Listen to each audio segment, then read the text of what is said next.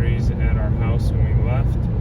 So that should reset the snow pretty nicely into these freeze-thaw cycles hopefully over the next few days, which should hopefully make for some good backcountry skiing conditions again. Alright, we're coming around the corner and you can now see the beautiful morning glow with the sunrise coming up, and we're looking down in towards the Carson Valley.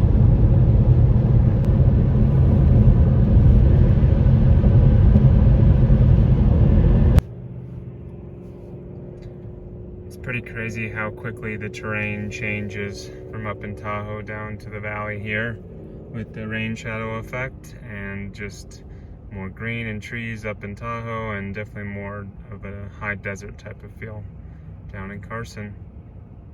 I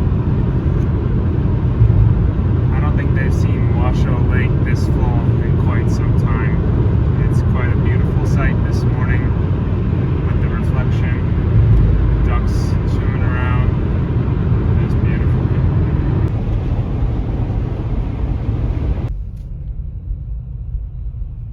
Alright, we're finished with the appointment and we're heading back to Tahoe. I'm not sure what's going on here on 580. I don't think it's actually just a proper traffic jam. There must be some sort of accident.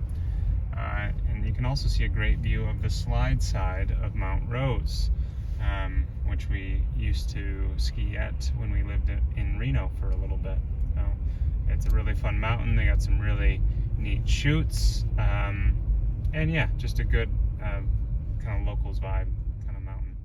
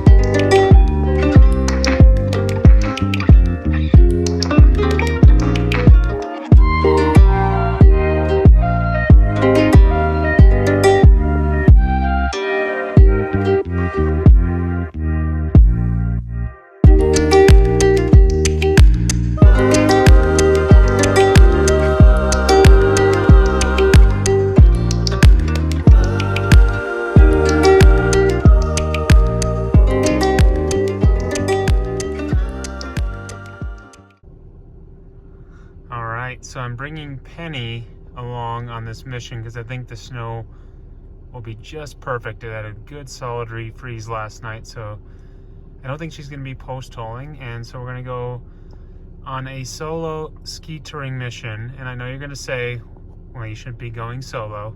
This is probably the only place in town I'd go solo, and we're going to Tahoe Mountain. Penny, you want to come? All right, so we finished work. We are starting to skin up towards Tahoe Mountain. It's definitely going to be soft. Just hope we don't lose the sun on the hillside up here.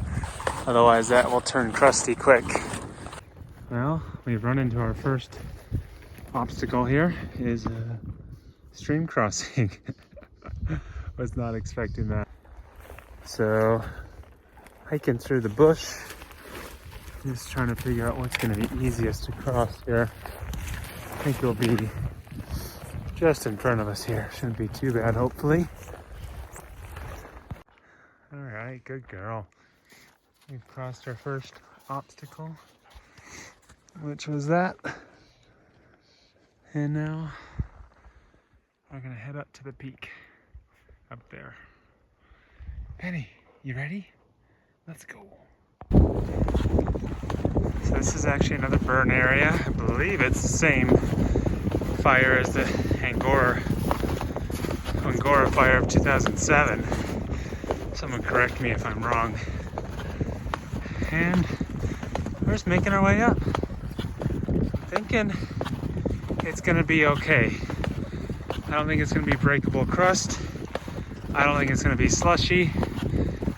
I don't know if it's gonna be corn, but it'll be skiable. Okay, let's go. Yeah.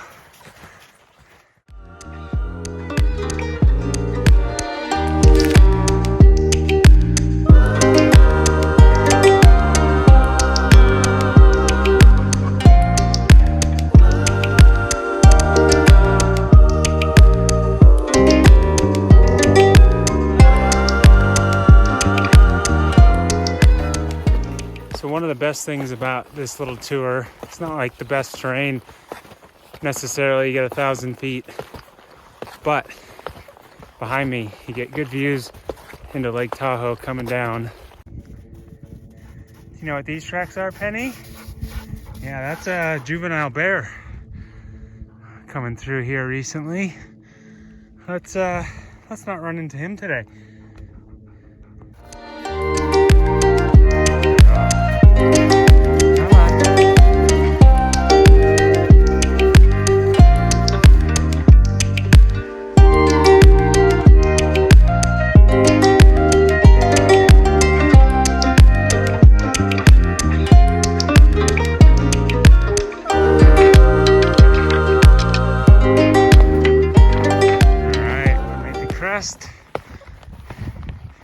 Let's see if we can get a view over to Talak. All right, so this is probably about as good of a view as you're gonna get of the most of the lake and Talak.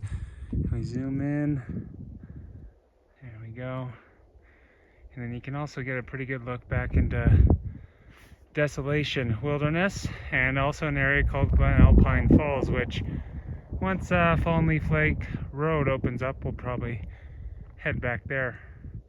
All right, we'll get transitioned and head down before the sun goes away. Definitely got a good sweat coming up there pretty quick.